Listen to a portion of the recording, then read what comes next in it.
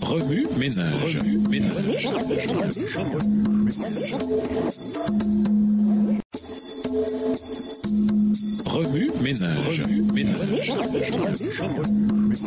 Bienvenue dans votre émission. Ménage. Nous voilà à la leçon de lundi. Interpréter une libéralité malveillante. Akaz n'était pas un avare. Sa mentalité païenne le conduisait plutôt à une extrême libéralité en matière d'offrandes, desquelles il attendait en retour une protection surnaturelle de la part des idoles, des démons. Certains choisissent de rechercher la protection des esprits parce que ces esprits ne remettent pas en cause leur mode de vie, ne les exhortent pas à une vie sainte. Mais comme le montre l'histoire d'Akaz et de nombreuses histoires modernes également, les esprits finissent par aggraver la situation. Certains chrétiens peuvent être tentés de rendre leurs dîmes et leurs offrandes à Dieu animés de cette même motivation païenne, soit en échange des bénédictions ou de la protection de Dieu, ce qui est non biblique et donc inacceptable pour Dieu. Celui-ci attend de nous que nous donnions, non pas d'abord dans l'attente des bénédictions futures, mais plutôt en réponse aux bénédictions et à sa protection déjà reçue. Le fait qu'ils doivent être idéalement donnés en proposition du revenu ou d'un gain doit être un rappel du fait que nous sommes incapables de donner à moins de recevoir quelque chose. En essayant de plaire aux démons, Akaz rejeta l'initiative de Dieu de le guider par son principal moyen pour instruire les pécheurs, le ministère des prophètes. Lorsque quelqu'un ne tient pas compte des messagers de Dieu, des prophètes canoniques ou non canoniques, qu'est-ce que Dieu a de plus pour guider ses enfants? S'ils ne veulent pas écouter Moïse et les prophètes, ils ne se laisseront pas persuader même si quelqu'un se relevait d'entre les morts, dit Jésus, Luc 16, verset 31. Par ailleurs, il n'existe aucune preuve d'une classification des prophètes comme canoniques, c'est-à-dire ceux dont les écrits sont consignés dans la Bible, ou non canoniques à l'époque de l'Ancien Testament. En fait, aucun des prophètes n'était canonique au moment de son ministère, que ce soit Ésaïe, Nathan ou Déborah. Néanmoins, Dieu s'attend toujours à ce que ces messages transmis par ces prophètes soient crus et mis en pratique. Par conséquent, si le don prophétique d'Élénois était une manifestation authentique de l'Esprit de Dieu, même si elle n'est pas un prophète canonique, tout mépris de l'autorité prophétique de ces messages peut finalement nous amener à mépriser aussi la Bible, car les deux écrits ont la même origine. Ainsi, par l'intermédiaire du prophète Ésaïe, Dieu invita Akaz à le mettre à l'épreuve. Ésaïe 7, verset 10. Mais Akaz déclina l'offre, indiquant qu'il ne voulait pas mettre la patience de Dieu à l'épreuve. Son manque de connexion avec Dieu et son mépris pour la voix prophétique l'amenèrent à ignorer qu'en rejetant l'invitation de Dieu à l'éprouver, c'est Dieu lui-même qu'il rejetait. En réalité, Akaz n'avait aucune envie de permettre à Dieu de l'aider à croire. Il a fermé la porte de son cœur à double tour pour barrer la route à la foi. Citation tirée du livret Adult Bible Study Guide, la version étudiant, à la page 23. Après le refus du roi d'éprouver le Seigneur, Ésaïe indiqua clairement que Dieu n'était plus le Dieu d'Akaz, comparé avec les versets 10 et 13. Tiré du même livret Adult Bible Study Guide,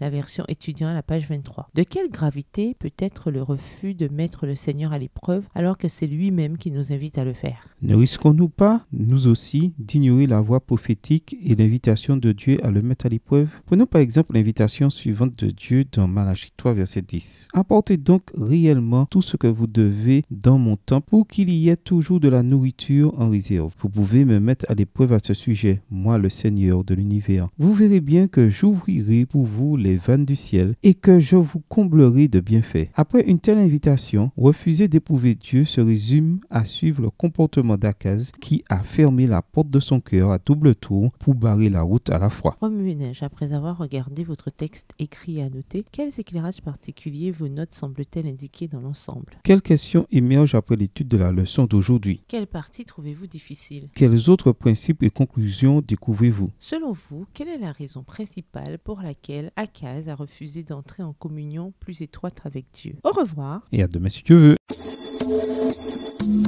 Remue ménage.